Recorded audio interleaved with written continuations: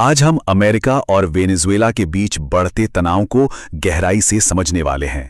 हाल की कुछ रिपोर्ट्स और मिलिट्री की तैनाती ने एक संभावित जंग की आशंका बढ़ा दी है। तो चलिए स्रोत सामग्री के आधार पर समझने की कोशिश करते हैं कि आखिर ये सब हो क्या रहा है। स्थिति कितनी गंभीर है, इसका अंदाजा वेनेजुएला के राष्ट्रपति निकोलस मादुरो के इन शब्दों से लगाया जा सकता है। उन्होंने हाल ही में एक वीडियो मैसेज में सीधे अमेरिकी लोगों से शांति की एक जबरदस्त अपील की और बार बार दोहराया, नो क्रेजी वॉर। इससे साफ पता चलता है कि एक नेता अपने देश को जंग से बचाने के लिए कितना परेशान है। ये सिर्फ बातें नहीं हैं, असल में एक्शन भी हो रहा है। अमेरिकी जंगी जहाज और मरीन असल में वेनेजुएला के तट के पास तैनात कर दिए गए हैं। यहां तक कि अमेरिका के एक पूर्व रक्षा सचिव ने भी चेतावनी दी है कि एक जरा सी चिंगारी भी वेनेजुएला के साथ युद्ध भड़का सकती है और अगर जंग एक बार शुरू हो गई तो उसे कंट्रोल करना लगभग नामुमकिन हो सकता है। तो सवाल ये उठता है कि अमेरिका इस आक्रामक रवैये के पीछे की वजह क्या बता रहा है। दुनिया के सामने जो कारण रखा जा रहा है वो है ड्रग्स। अमेरिकी प्रशासन का कहना है कि वेनेजुएला से जो ड्रग्स आ रहे हैं वो अमेरिका में एक राष्ट्रीय संकट बन गए हैं, जिससे लोगों की जानें जा रही हैं। और उनका ऑफिशियल स्टैंड ये है कि इस ड्रग्स के बहाव को रोकने के लिए हो सकता है कि मिलिट्री एक्शन भी जरूरी हो जाए। अब अपने इस दावे को सही साबित करने के लिए एक ऐसा आंकड़ा पेश किया गया है जिस पर यकीन करना ही मुश्किल है। कहा गया है कि वेनेजुएला से आए ड्रग्स की वजह से 30 करोड़ अमेरिकियों की मौत हो चुकी है। हाँ, 30 करोड़। यह आंकड़ा इतना ज्यादा है कि यह सच हो ही नहीं सकता। यह तो अमेरिका की लगभग 90% आबादी है। तो फिर सवाल उठता है कि इतने गलत और बढ़ा चढ़ाकर दावे किए ही क्यों जा रहे हैं।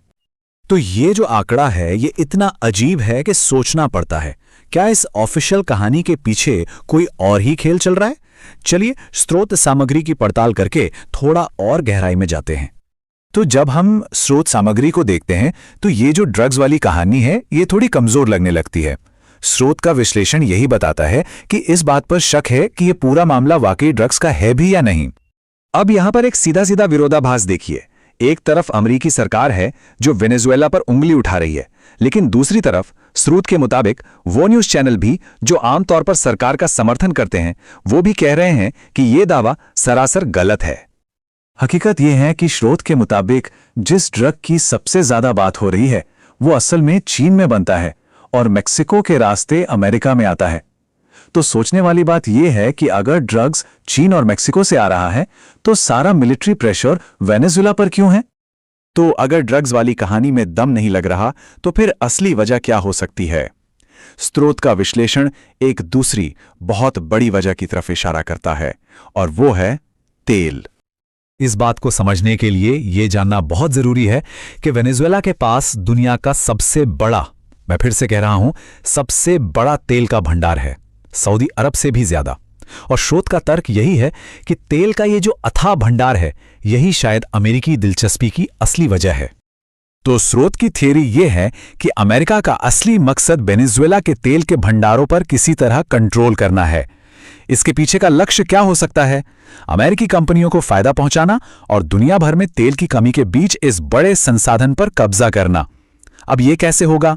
या तो वेनेजुएला पर दबाव डालकर उसे बहुत कम दाम पर तेल बेचने के लिए मजबूर किया जाए या फिर सीधे सैन्य हस्तक्षेप करके। और ये जो तनाव है ये सिर्फ अमेरिका और वेनेजुएला के बीच का मामला नहीं है। स्रोत के मुताबिक इसका असर आस पड़ोस के देशों पर भी पड़ रहा है। ऐसा कहा जा रहा है कि अमेरिका वेनेजुएला को अकेला करने के लिए उसके पड़ोसियों पर भी दबाव बना रहा है। इसका सबसे बड़ा उदाहरण है कोलंबिया।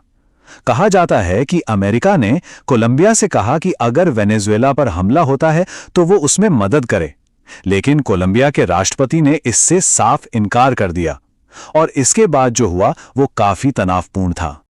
इस इनकार के जवाब में कथित तौर पर अमेरिकी राष्ट्रपति ने कोलंबिया के राष्ट्रपति को ही एक ड्रग डीलर कह दिया।